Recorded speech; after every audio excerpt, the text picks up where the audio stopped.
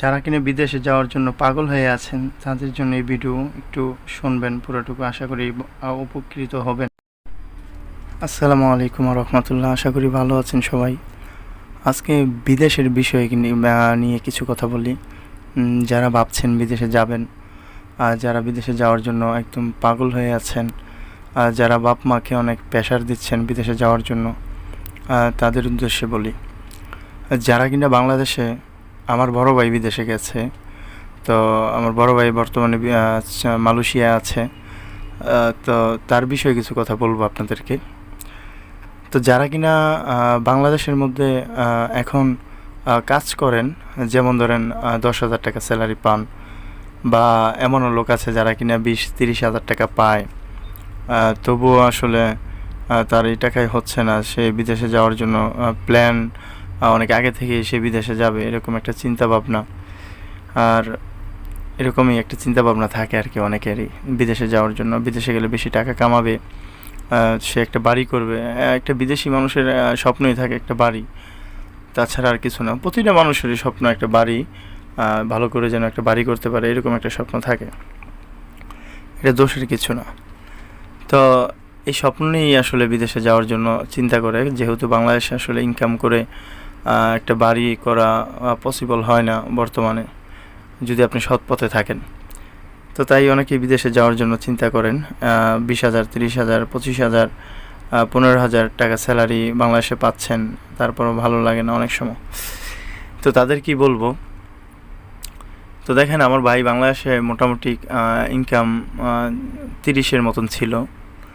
তো ছোট্ট একটা ফ্যামিলি ছিল আমার ভাইয়ের, খুবই ভালো ছিল আর কি। যদি আমার ভাই মাসে 20,000 টাকা ইনকাম করতো, তারপরও ধরেন 5,000 টাকা টিকাইতে পারতো, এরকম একটা সিস্টেম ছিল আমার ভাইয়ের। তো সে ভালো লাগে না, বিদেশে যাবে বিদেশে যাবে, চাকরি ছাড়ছে, যেখানে চাকরি করতো ছাড়ার পরে সে বিদেশে গেছে। যে কাজে গেছে এখন সেই কাজটা আর তেমন একটা পাচ্ছে না, আর মালয়েশিয়াতে গেছে। তো মালয়েশিয়াতে আমার আরেকটা বন্ধু আছে, মালয়েশিয়াতে অনেক লোক, তো বেশি জনসংখ্যা বেশি হয়ে গেছে কাজের, সেই ক্ষেত্রে অনেক সময় কাজ পায় না। তো কাজ পাইলে হয়তো বা 70-80 এরকম পাইতো, কিন্তু কাজ পায় না। 70-80 পাইলেও কিন্তু আপনার ওইখানে খরচ আছে 15-20 এরকম খরচ আছে। তো 70-80 পাইতো যদি কাজ থাকতো, এখন তেমন একটা কাজ পায় না। তো আমি তাদেরকে বলবো, যারা বিদেশে যাবেন অবশ্যই দালালের মাধ্যমে যদি যান, সেক্ষেত্রে আপনি ভালো করে যাচাই বাছাই না করে যাবেন না। যে কাজের জন্য যাচ্ছেন সেই কাজও কিন্তু অনেক সময় পাবেন না, কারণ আপনাকে বলবে একটা, নিয়ে দিবে আরেকটা। যদি নিজস্ব কোনো লোক থাকে যারা কিনা বিদেশে যাতায়াত আছে বা পরিচিতি অনেক, তাদের মাধ্যমে যদি যেতে পারেন তাহলে যাবেন, নয়তো কোনো দালালের মাধ্যমে যাবেন না। কারণ বাংলাদেশে আপনি দেখা গেছে যে টাকা ইনকাম করতেছেন সেই টাকাটাও ইনকাম করতে পারবেন না বিদেশে গেলে, এবং কি পরিবার ফ্যামিলি সবাই একটা কষ্টে থাকবে, এবং কি আপনাকে নিয়ে একটা চিন্তায় থাকবে তারা। তো বিদেশে যাওয়ার আগে আমি আপনাদেরকে বলবো, যারা বিদেশে যাওয়ার জন্য ইচ্ছুক, অবশ্যই ভালো লোক ছাড়া বিদেশে যাবেন না। তো পুরা আপনার জীবনটাই একটা মানে ব্যর্থহীন জীবন হয়ে যাবে আর কি। তখন আপনি ভাববেন আমি বাংলাদেশে ছিলাম, খুব ভালো ছিলাম, কেন যে বিদেশে আসলাম। এইটাই কিন্তু মানুষের সাথে হচ্ছে এখন। তো কাজের আগে সঠিকভাবে জেনে পড়া যাবেন যে কাজটা সঠিকভাবে আপনাকে কি, যে কাজের জন্য নিচ্ছে সেই কাজটা কি আপনি পাবেন কি না।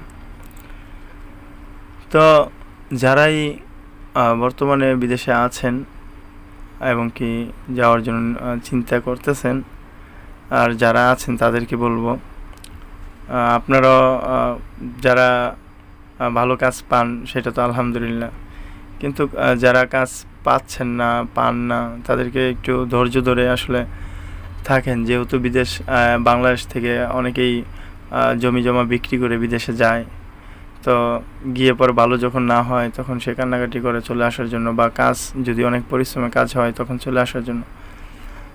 আসলে চেষ্টা করবেন যেন অন্তত দেশের বাড়িতে যেই পাওনা দাওনা থাকে মানুষের, সেগুলো দিয়ে যেন আসতে পারেন। কারণ এই চাপে কিন্তু অনেক আছে যারা কিনা নিজেকে শেষ করেও দেয় মানে বাংলাদেশের চাপে। তো যারা বাংলাদেশ থেকে দেখছেন তাদেরকে বলবো যে আপনার সন্তান বা আপনার ভাই যদি বিদেশে থাকে সেক্ষেত্রে আপনারা টাকার জন্য কোনো প্রেশার দিবেন না। যখন তার ইনকাম হবে তখন এমনিতে সে দেশে টাকা পাঠাবে, কিন্তু টাকার জন্য যদি তাকে প্রেশার দেন তাহলে সে কিন্তু আসলে বিকল্প পথ বেছে নেয় অনেক সময় টাকা না দিতে পেরে, কারণ সে একটা কষ্টের মধ্যে থাকে।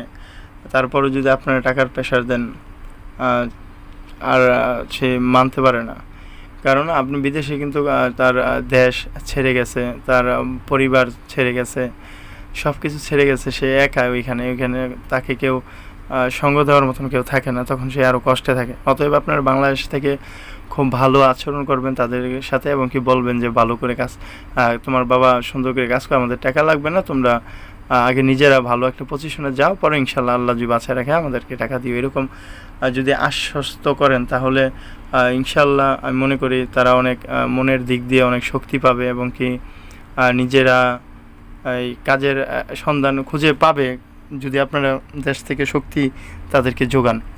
তো আমি এটাই বলবো, অবশেষে বিদেশে যাওয়ার আগে অবশ্যই ভেবে চিন্তা করে যাবেন, কারণ বাংলাদেশে যারা আছে যদি কম টাকা বেতন পান হয়তো বা ফ্যামিলির সাথে থাকতে পারেন, চিন্তা ভাবনা করেই যাবেন। ভালো থাকবেন সবাই। আসসালামু আলাইকুম রহমতুল্লাহ।